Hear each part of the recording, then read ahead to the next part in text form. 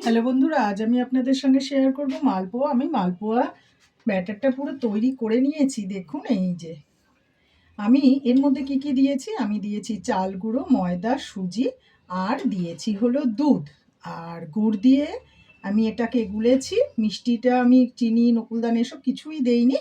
আমি দিয়েছি গুড়, আর কালারটা দেখে বুঝতেই পারছেন। আর এই যে কালো কালো ছিটছিট মতো দেখতে পাচ্ছেন, এগুলো কি? এগুলো হলো মৌরি। এই যে মালপোয়া যখন আমরা খাবো তখন যদি একটু মৌরি মুখে পড়ে না, অসাধারণ লাগে দেখতে। খেতেও অসাধারণ লাগে, দেখতেও অসাধারণ লাগে। আর এই যে দেখুন, আমি যে কড়াইয়ে তেলটা দিয়েছি, এই তেলটার মধ্যে আমি ঘি আর সাদা তেলটা অ্যাড করেছি। করে আমি একটু বেশ গরম করে নিয়েছি। এরপর আমি দেখুন, ব্যাটারটা কিন্তু একদম পাতলাও হবে না, একদম ঘন হবে না। আর মাপটা হলো চাল গুঁড়ো যদি আপনি 1 কাপ নেন, তাহলে ময়দা নেবেন হাফ, আর তার থেকেও কম নেবেন হলো সুজি। এভাবেই মাপের পরিমাণটা আমি বলে দিলাম, এভাবেই আমি ব্যাটারটা তৈরি করেছি। আর দেখুন, আর দুধটা দিয়ে যে আমি গুলেছি, সেই অল্প অল্প করে দুধ দিয়ে চেষ্টা করবেন গোলার। তার কারণ একবারে বেশি দুধ দিয়ে দিলে হয়তো ব্যাটারটা পাতলা হয়ে গেলে পরিমাণটা আপনাকে আস্তে আস্তে বাড়াতে হবে, তত অনেকটা হয়ে যাবে। তাই অল্প অল্প করে দুধ দিয়ে দিয়ে গুলবেন। আর গুড়, দুধ এইসব দিয়ে বেশ ভালো করে ব্যাটারটা কিছুক্ষণের জন্য কিন্তু রেস্টে রেখে দেবেন তৈরি করার পর। আমি রেখে দিয়েছিলাম, এরপর আপনাদের সঙ্গে আমি বলে শেয়ার করলাম। আর আপনারা তো দেখতেই পাচ্ছেন, ব্যাটারটা কিন্তু একদম পাতলাও না, একদম মোটা পুরু ঘন মতো নয়। এইরকম মাঝারি টাইপের হলেই কিন্তু বেশি ভালো হয়। এবার আমি আস্তে করে অল্প একটু করে দেব।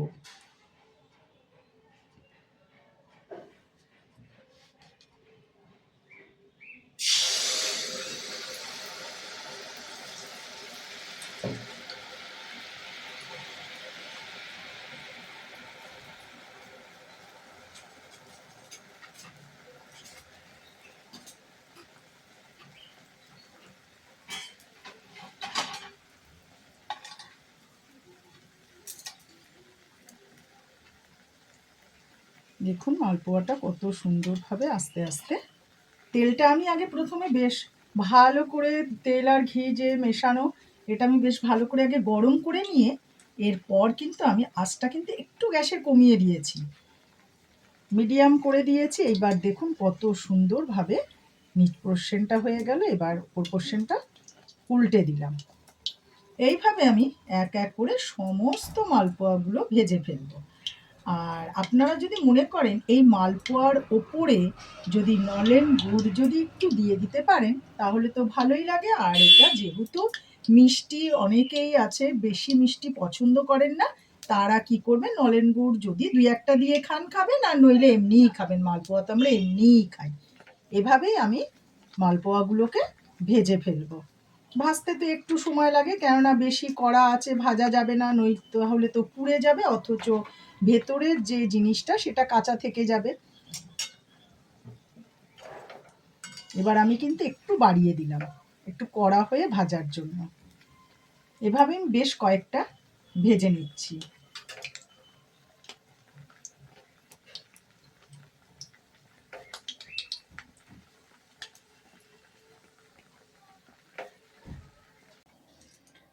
দেখুন বন্ধুরা, আমি উল্টে নিয়েছিলাম, উল্টে তারপরে দেখুন আমি আরেক পিঠও করে নিয়ে ঠিক এইভাবে একটুখানি কেন রেখেছি, এই মালপোয়াতে না ভীষণ তেল টানে। তাই জন্য ওর গায়ের থেকে যতটা পারি, পুরোটা তো হয়তো আর আমি তো বের করে দিতে পারবো না, তাই যতটা পারি ততটা আমি চেষ্টা করলাম। দেখুন এখন কিন্তু আর তেল পড়ছে না। তাই জন্য একটু মালপোয়া ভাজতে না একটু সময়ও লাগে, একটা একটা করে ভাজতে হয়। আর এইভাবে দেখুন আমি আপনাদের সঙ্গে মালপোয়া ভাজাটা শেয়ার করলাম। এইদিকে দেখুন আমি তুলেও ফেললাম। আর এইভাবে দেখুন আমি কয়েকটা মালপোয়া কিন্তু ভেজেও নিয়েছি। যদি ভালো লেগে থাকে অতি অবশ্যই লাইক, কমেন্ট, শেয়ার করবেন। আর ইউটিউব চ্যানেলটা ফলো করলে অতি অবশ্যই সাবস্ক্রাইব করে দেবেন। এভাবে আমি সমস্ত মালপোয়াগুলোকে ভেজে ফেলবো। আর আপনাদের যদি ভালো লেগে থাকে তাহলে আপনারা কিন্তু এইভাবে অতি অবশ্যই করে খাবেন। আর তার কারণ হলো, আমি কিন্তু আপনাদের সঙ্গে মাপটা পুরো শেয়ার করে দিয়েছি। আর মিষ্টিটা হলো আমাদের যার যার পরিমাণটা নিজেরা বুঝে দিতে হবে। তার কারণ হলো, অনেকে বেশি মিষ্টি পছন্দ করে, অনেকে কম মিষ্টি পছন্দ করে, কিন্তু মালপোয়াতে একটু মিষ্টি না হলে কিন্তু ভালো লাগে না খেতে। তাই জন্য 2-1টাই তো খাওয়ার, তার জন্য একটু আধটু মিষ্টি খাওয়াই যেতেই পারে। এভাবেই আমি আপনাদের সঙ্গে মালপোয়া ভাজাটা শেয়ার করলাম। পরিমাণটাও বলে দিয়েছি, কোনো অসুবিধা নেই।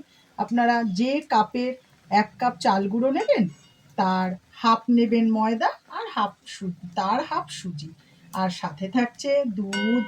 আপনি যদি মনে করেন চিনি দিয়ে করবেন সেটাও করতে পারেন, আমি গুড় দিয়ে করেছি। আর সাথে একটু মৌরিটা কিসের জন্য, মুখে পড়লে দারুণ লাগে। এভাবেই আমি আপনাদের সঙ্গে শেয়ার করলাম। অতি অবশ্যই করে খাবেন কিন্তু আপনারা।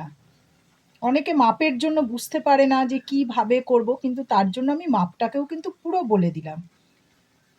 এটাও কিন্তু এবার আমি তুলে ফেলবো, উল্টে দেব, তারপরে তুলে ফেলবো।